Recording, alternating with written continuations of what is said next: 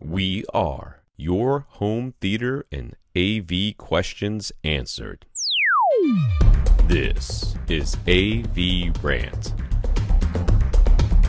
Want your home theater or AV question answered by Tom and Rob? Send it to question@avrant.com. Welcome to AVRant. I'm Tom Andry, and I'm here with Rob H. Larry. I guess we have some diagrams or something. I only can Yeah. only see one of them. Yeah. And it's very... I'm having a hard time understanding. It's a little bit tricky, but yeah, that's Yeah, it took me a while. you'll Anyways, catch up. it takes me a while to scroll past it because I like everything my computer's Yeah, doing it's to tall, record yeah. and stream and everything. All at the same time, it's like extremely not responsive. Larry's room remains 10 feet wide and 19 feet long, but he's moved the ductwork so that his screen can be farther away from the door. He's looking to keep the price of his projector under $2,000. He's really kind of waiting for 4K resolution projectors to get cheaper. You got $2,700, dude. You get Wobble K. And he was leaning towards the Sony VPL HW45. However, prices on 4K capable projectors seem to be dropping quickly. Still not low enough to buy one right away, but they'll probably be within reach of his budget sooner than he first imagined. So would it make sense to spend as little as possible on a 1080p projector right now so they'd be able to save up from the affordable 4K projector that much quicker? And if so, what would be a good, cheaper alternative to the HW45? Yeah, This is a very tough question. It's a good question because It is. that's a tricky, no easy answer one, and good arguments to be made either way. Yeah. This is my thing. If I think you either buy what you want or you buy nothing. That's no, I know, and I'm not. This is not. This is just a general statement. This has nothing. I'm not addressing this right now. Okay. So, what would I do? It clearly you got something to watch something with. You know, at some point you do. Yeah. You have a TV, whatever that is. You can do that. If you believe that these prices are going to come down very cheap, very quickly, like in the next 6 months or something like that, you just kind of live with whatever you have and sit very close to it until you can get this thing that you want. That would be sort of my gut reaction. That said,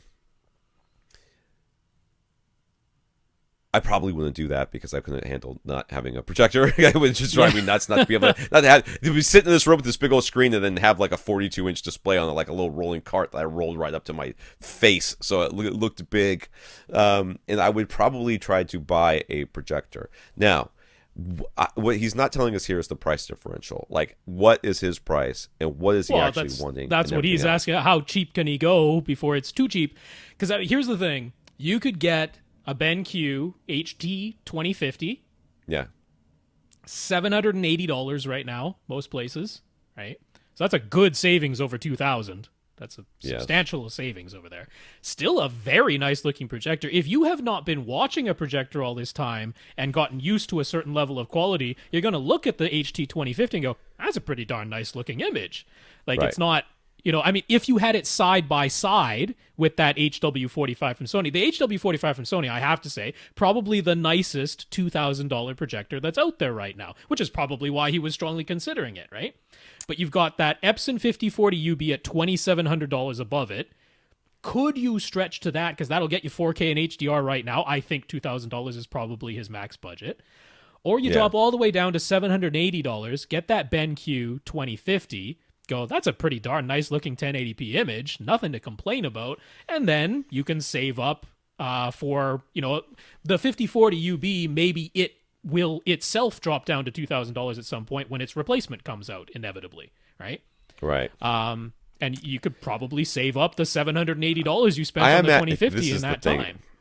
I would I would think, and I'm projecting here, I would think he is not going to be, like, if he's going to buy Wobble K right now, he's going to buy Wobble K right now. Yep. But if he's going to buy something else, he's not going to buy Wobble K 2 years from now. Right. He's going to want 4K and full HDR and everything. In which case, it's going to be some time.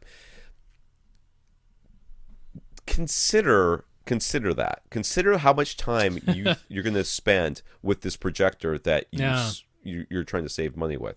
It's going to be louder. Yeah, it's that's not true. Going to have great. It's not going to have great great, performance. It's going to have Black good levels. performance. The black levels in particular are usually the problem that you run into, Yeah. no matter which one you go with.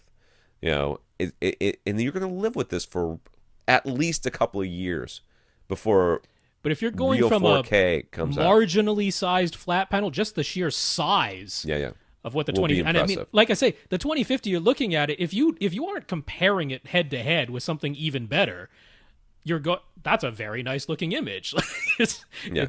it's not, oh, this is crappy, I can tell I spent less than $1,000. It's like, nah, it's a darn nice looking image. So Yeah. there's a strong argument to be made there. Yeah, I agree with Tom. If you're going to be living with this for a substantial amount of time and you really care about getting the best that you can afford right now, that HW45 is really nice, and it's a step up from the 2050. Unquestionably, it is a step up from the 2050. But if this is a somewhat shorter term thing, the 2050, it's a real possibility because it's pretty darn nice. Yeah. I don't know if that's any help, but I don't think we're being very helpful right now. I don't think we are. I feel like I think Rob, we have failed this podcast. All right, he's going with a 106-inch diagonal 16 by 9 screen that we recommended. He was initially thinking of putting the projector on a shelf on the back wall, but that doesn't appear to be an option for most projectors. 18 feet from lens to screen is just too far to create a 106-inch image. So his new plan, he has the lens about 14 feet from screen. Does this seem like good positioning on his ceiling? And we may as well roll right into the next question there, Yeah. 'cause it's related, yeah. Yeah, so he's noticing that different projectors can have substantially different throw distances. Is there an optimal position for the projector that would work with the maximum number of projectors, including more budget-friendly models? Right. I'm going to just I'm looking at my projector distance here. My room is that big. I'm going to go with 106 though, right? 106. 106. Yeah, I'm going to go with someplace between 10 and 12 feet. That's what I'm going to guess. 10 and 12 feet. Yeah, more or pretty less. good. So, I mean, the 14 feet he planned on would work with the Sony he was thinking about. Right. It has enough zoom range that could work just fine. But if you did go for the BenQ, the BenQs have a bit of a shorter throw distance, right? They throw a bigger image from not as great a distance, and they don't have as much zoom range. So the BenQ models, like the HT2050, they can be a maximum of 11 feet 7 inches from lens to screen to create a 106. If you go farther than that, it'll be bigger than 106 inches. All right. Ooh, okay, So yeah. 11, basically 11 and a half feet, right? The Sony can be as close as 10 feet 4 inches to create a 106 inch screen, right? So basically 10 and a half to 11 and a half feet lens to screen, and that's, that gives you a full foot of play, so that's okay. But that range from 10 and a half to 11 and a half feet, either the Sony or the BenQ will work in that distance, and so will the 5040 UB for that matter from Epson, if you ever went that route. So if you planned on that, having the lens between 10 and a half and 11 and a half feet from lens to screen, a maximum number of projectors that you might opt for will work at that distance. There you go. The recommendation for light output seems to be 16-foot Lamberts in completely light-controlled rooms. Is having considerably higher light output actually counterproductive? Can it be too bright? Would being too bright lower contrast? To answer your last question, yes, being too bright does lower contrast, but only if it's because the dark levels are being raised because of it.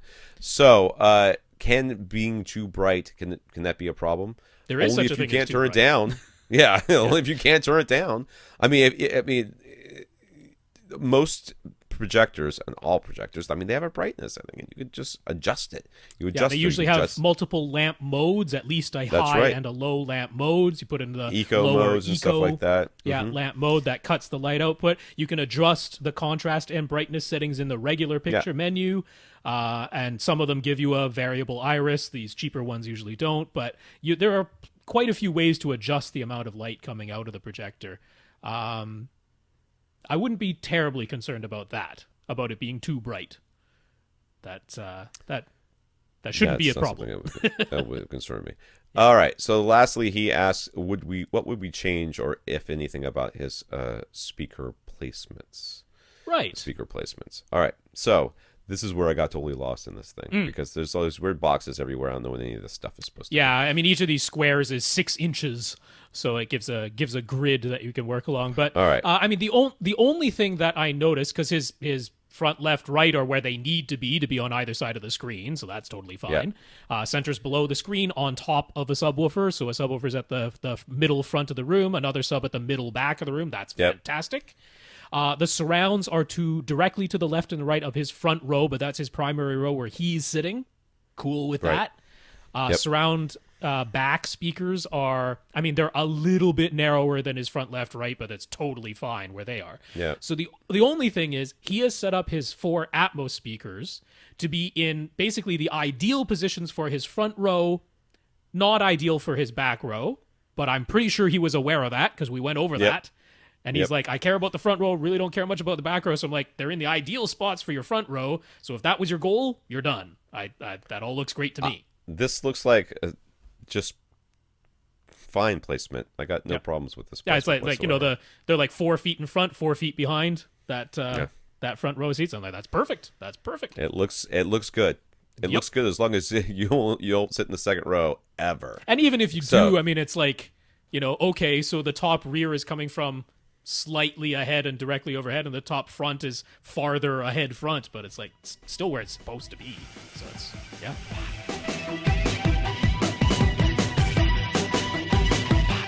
Want your question answered? Send it to question@avrant.com.